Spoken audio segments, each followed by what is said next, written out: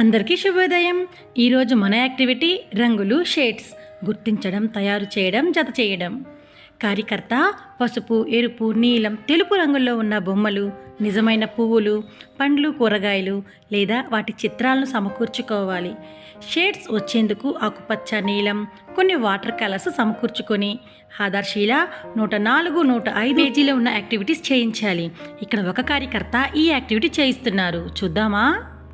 రంగులు షేడ్స్ గుర్తించడం, తయారు చేయడం మరియు సరిపోల్చడం, చదవడం. ఓకేనా? కూరగాయలు తెలుసా? కూరగాయలు మీరు ఏ కూరగాయలు తెలుసు మేము?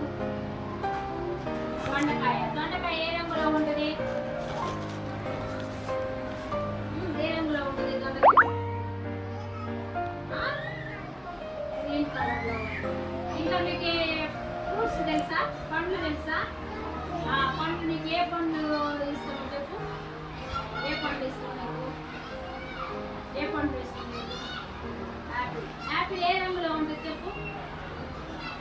ఎరుపులో ఉంటుంది. నీకు ఏ రంగులో ఉంటుంది? ఎరుపులో ఉంటుంది. Very good. మరి మీకు కొన్ని వెజిటేబుల్స్ చూపిస్తాను, చెప్పండి. ఇదేంటి చెప్పండి? రేపాకు. ఇది వంకాయ, ముదురు నీలం. ఇదే ఫ్రూట్. ఏ రంగులో ఉంది? ఇది ఏ రంగు? ఎన్ని రంగులు కలుపుకొని షేడ్స్ ఏ విధంగా వస్తాయి చూద్దామా? ఓకేనా? 2 రంగులు కలిపితే ఏ రంగు వస్తుందో చూద్దామా? చూడండి, పసుపు, నీలం. ఈ 2 కలిపితే ఏ రంగు వస్తుందో చూద్దామా?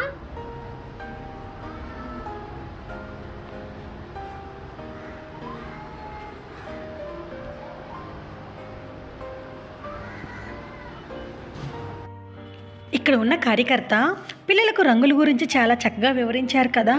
అదేవిధంగా 2 రంగులు కలపడం వల్ల ఏ షేడ్ వస్తుందో కూడా పిల్లలు చాలా చక్కగా ప్రాక్టీస్ చేస్తున్నారు. మరి ఇంకెందుకండి ఆలస్యం, రండి ఈరోజు మనం కూడా మన అంగన్వాడీ కేంద్రంలో రంగులు షేడ్స్ గుర్తించడం, తయారు చేయడం పిల్లలకు నేర్పిద్దామా? Thank you.